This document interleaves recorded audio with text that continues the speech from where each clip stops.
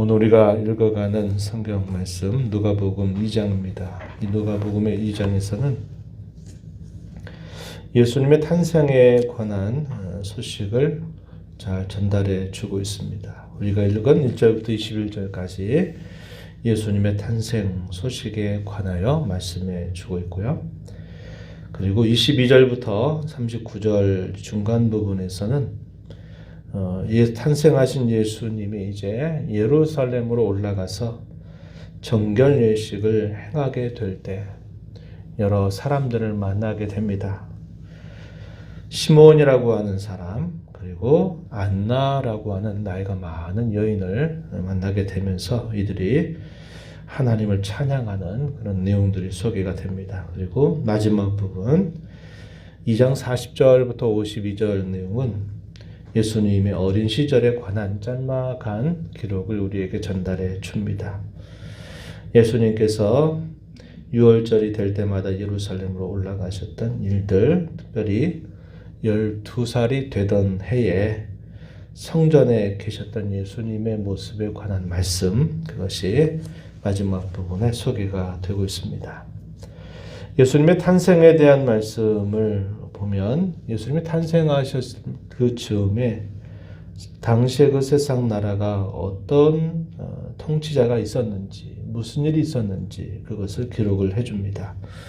1절 말씀으로 가서 보면 그때가 가이사 아구스도가 로마의 황제로 있었을 때다 이렇게 표현합니다.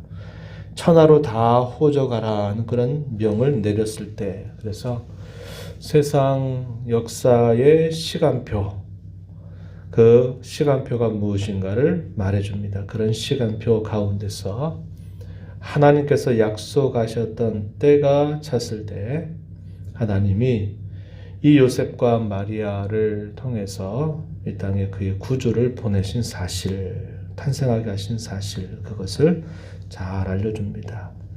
세상 나라 가운데서 메시아, 하나님 나라의 왕으로 메시아께서 탄생하신 사실을 알려주고 있어요. 4절 가서 보시면은 이렇게 말합니다. 요셉도 다윗의 집 족속이므로 호적하라 한 그런 명령을 따라서 베들레헴이라 하는 다윗의 동네로 찾아오게 됩니다. 그때는 이미 마리아는 잉태하고 있는 때고 이제 출산을 바로 앞두고 있는 그런 때였다라는 것을 말해 줍니다. 그래서 하나님께서 약속하셨던 옛 선지자들의 그 예언대로 세상의 시간표를 움직이시고 그 예언이 그대로 이루어지도록 하나님께서 이 사람들을 인도하고 계심을 보여줍니다. 그래서 이 4절과 5절의 내용은 선지자들이 예언했던 그 내용이 실현되고 있는, 성취되고 있는 사실들을 보여주고 있다 하겠습니다. 그런데 잉태를 하게 된 그런 상황 속에 이제 구주를 낳으려고 하는 장소가 어딘가 말해주기를 적당한 장소를 찾지 못해서 말 구유 위에 결국 탄생하셨다라는 사실을 알려주고 있습니다. 6절에 보면 해산할 날이 차서 첫 아들 낳아 강보로 싸서 구유에 뉘었다 이렇게 말합니다. 그 이유는 여관을 구하지를 못하기 때문이었음을 말해주고 있습니다. 하나님께서 약속하신 이 세상의 구주로 탄생하셨던 그곳이 여관 하나 구할 수 없어서 짐승의 밥통 위에 탄생하셨다라는 사실을 알려주고 있다는 겁니다. 그러면서 그러한 일이 있게 될 때 이 탄생에 관한 소식이 가장 먼저 누구에게 알려지냐면 목자들에게 이 탄생 소식이 먼저 알려지게 됩니다. 그래서 그에 대한 말씀이 8절 이하로부터 쭉 소개가 되고 있어요. 목자들이 밤에 밖에서 자기 양떼를 지키고 있을 때 주의 천사가 그들에게 나타나서 그들에게 말씀을 전합니다. 10절 이하에 보니까 무서워하지 말아라. 온 백성에게 미치는 큰 기쁨의 좋은 소식을 너희에게 전한다. 오늘 다윗의 동네에 너희를 위하여 구주가 나셨으니 곧 그리스도 주시다. 이렇게 말씀을 하면서 너희가 가면 강보에 쌓여 구유에 누워 있는 아기를 볼 텐데 그가 곧 표적이다 라고 이렇게 말씀을 해줍니다. 바로 그러한 탄생의 소식을 알리는 것과 함께 하늘의 수많은 천군과 천사들이 하나님을 찬송하는 놀라운 광경이 펼쳐지게 됩니다. 그 찬송의 내용이 어떻게 퍼졌냐면 14절 보시면요. 지극히 높은 곳에서는 하나님께 영광, 땅에서는 하나님 기뻐하신 사람들 중에 평화라고 하는 이 소리가 울려 퍼지는 놀라운 광경을 보게 된 것입니다. 하나님께 영광이 된 사실이다. 그리고 하나님이 기뻐하신 사람들 가운데 평화를 가져다 주는 놀라운 일이다 라고 이렇게 말합니다.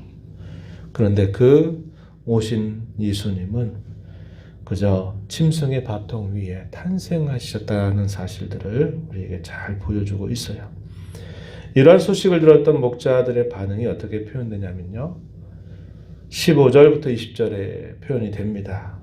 목자들이 서로 말합니다. 우리가 베들레헴으로 가서 이 일이 실제로 이루어진 일을 우리가 한번 보자 라고 이렇게 말하고서는 그들이 급히 베들레헴으로 달려가게 됩니다. 그리고 그 천사가 말했던 그 말대로 실제로 강보에 쌓여 누워있는 아기 예수님을 보고 나서 그들이 하나님께 영광을 돌리고 찬송하면서 돌아갔다. 이렇게 표현을 해주고 있습니다.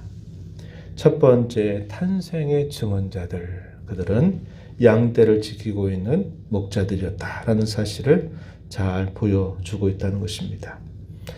이들이 거기에 있는 사람들에게 천사들이 무슨 말을 했는가 하는 그 이야기들을 다 전달을 해주게 됩니다. 이 천사가 나타나서 우리가 읽었던 10절 이하로부터 14절까지 이러한 내용들을 거기에 있는 이들에게 그 이야기들을 말하게 되니까 그 말을 다른 사람들이 놀라게 되고요.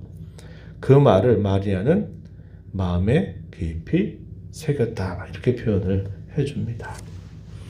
그리고 이제 8일이 되었을 때 유대인의 결례를 따라서 할례를 행하려고 예루살렘에 올라가시게 된 일, 그에 대해서 소개를 해주고 그곳에 갔을 때 누구를 만나게 되냐면 시몬이라고 하는 사람을 만나게 됩니다. 25절 이하에 보면요. 이 사람에 대해서 간단히 소개하기를 의롭고 경건하여 이스라엘의 위로를 기다리는 자였다.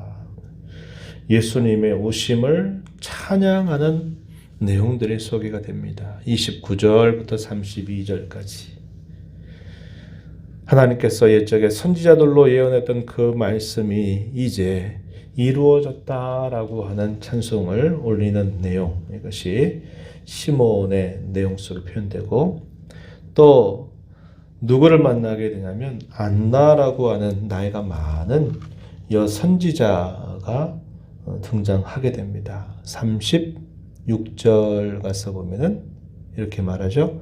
아셀 지파 바누엘의 딸 안나라 하는 선지자가 있어서 나이가 매우 많았다. 과부가 되고 84세가 되었다. 이렇게 말합니다. 그러면서 이 안나가 찬송하는 그런 내용들이 소개가 됩니다. 38절 보게 되면 하나님께 감사하고 예루살렘의 속량을 바라는 모든 사람에게 그에 대하여 말했다. 이렇게 해서 예수님의 탄생과 그 소식에 관한 여러 사람들의 반응, 예언, 찬송 이것이 소개되고 있는 것을 보게 됩니다.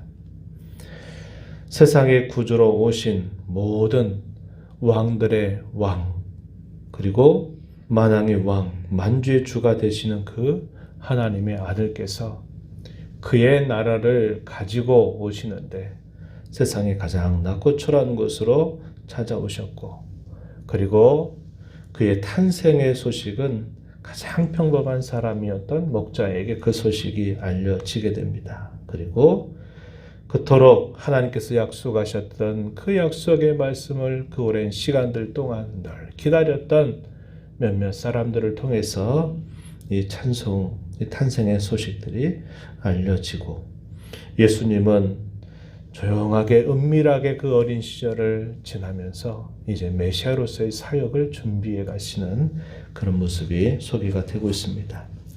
이 예수님의 탄생에 대해서 뭐라고 우리가 생각을 할 수 있을까요? 48절 말씀에 보면은 그렇게 말하죠. 비천한 자를 구원하시려고. 1장 48절입니다. 거기 보면은 비천한 자를 구원하시기 위해서 오셨다. 또 예수님이 이 오신 일에 대해서 바울 사도는 고린도 후서 8장 9절에서 부요하게 하시려고 예수님은 낮고 낮은 모습으로 오셨다, 이렇게 말합니다. 가난한 자를 부유하게 하시기 위해서 그가 가장 낮은 자리로 이 땅에 탄생하셨다, 이렇게 소개를 해줍니다. 2장 7절 말씀에서는 낮고 천한 자리, 짐승의 밥통 위로 그분이 오셨다라는 것을 말해줍니다. 이렇게 자신을 낮추신 이 사건이야말로 인류를 향한 가장 큰 선물이요, 가장 큰 축복이 아닐 수 없는 것이고, 특별히 하나님의 백성들을 향하여서는 이보다 더 큰 기쁨의 소식은 없다는 것을 우리에게 잘 보여줍니다. 그러한 주님이 낮게 오심으로 말미암아 우리와 같이 낮은 자들을 건져주시고 우리를 부유하게 하시고 우리의 지위를 높여주셨다고 하는 사실들을 우린 다시 한번 발견하게 됩니다. 성탄의 구주로 오신 예수님, 그 예수님의 귀한 사랑, 하나님께서 그분을 보내주신 그 놀라운 선물, 다시 우리 마음에 깊이 간직하고, 그 사실들이 아주 오래전에 이루어진 일인데 그 사실이 너무나 눈앞에 선명하게 우리 앞에 보이고, 또 우리에게 그러한 사실들을 믿어지게 하신 하나님의 은혜를 우리는 감사하고 찬양하는 자세를 가져야 하겠습니다. 그리고 하나님께서 약속하셨던 이 세상의 시간표, 이 세상 나라 가운데서 그분이 오시기를 그토록 기다렸던, 그리고 그 오신 사실들을 발견했던 사람들이 그 하나님을 찬양하고 그 나라가 임하기를 그토록 기다렸던 그 마음을 본받아서 오늘 저와 여러분이 살아가는 이 삶 속에서도 하나님의 나라가 여전히 오늘도 임하시기를 우리가 바라보고, 또 주께서 다시 오심으로써 그 나라가 완성될 그때를 사모하면서 오늘을 살아가는 저와 여러분이 되어야 하겠습니다. 이러한 하나님의 은혜를 구하면서 오늘도 또 주 안에서 복되게 살아가는 날이 되기를 바랍니다. 하나님 아버지, 이 새벽 시간에도 저희들을 깨워서 또 오늘도 생명 주신 하나님, 은혜 주신 하나님 앞에 나와서 찬양과 경배를 드리게 하심을 감사드립니다. 하나님께서 약속하셨던 그 놀라운 사실이 세상에 가장 낮고 천한 자리로 이 땅에 탄생하심으로써 하나님이 이러한 예언들을 성취하신 일을 봅니다. 세상의 많은 왕과 군주들 앞에서, 그리고 많은 종교 지도자들에게 예수님의 탄생 소식이 알려진 것이 아니라 가장 흔한 목자들에게 이 탄생의 소식이 알려지게 하셨고, 이러한 탄생의 소식을 그토록 기다렸던 이들에게 보이심으로 말미암아 마침내 하나님이 약속하신 것이 우리 가운데 이루어졌구나 하면서 기뻐하며 감사하며 찬양하는 이들을 저희가 살펴보았습니다.